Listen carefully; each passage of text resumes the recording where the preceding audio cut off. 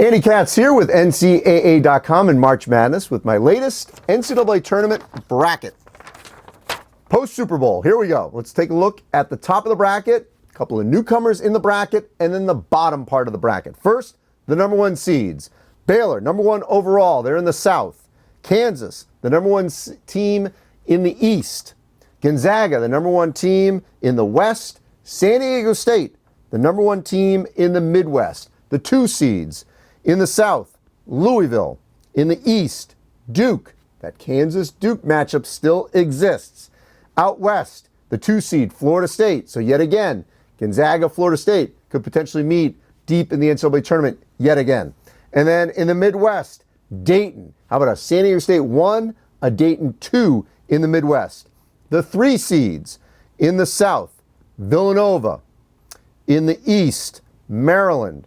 In the West, Auburn. In the Midwest, West Virginia. The four seeds, so this concludes the top 16 for this bracket. Iowa, the four seed in the South. In the East, the four seed is Seton Hall.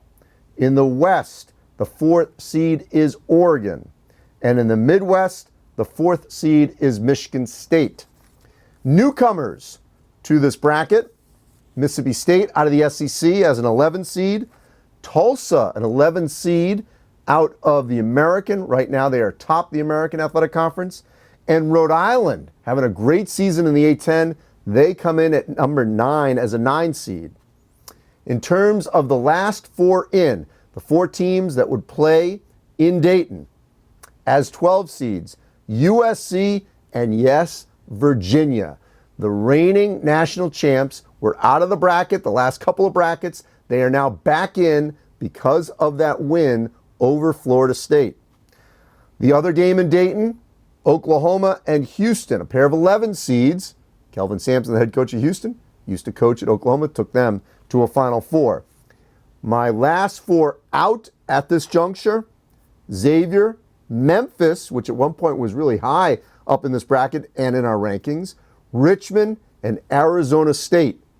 Now, when we last did this, we had 12 teams out of the Big Ten.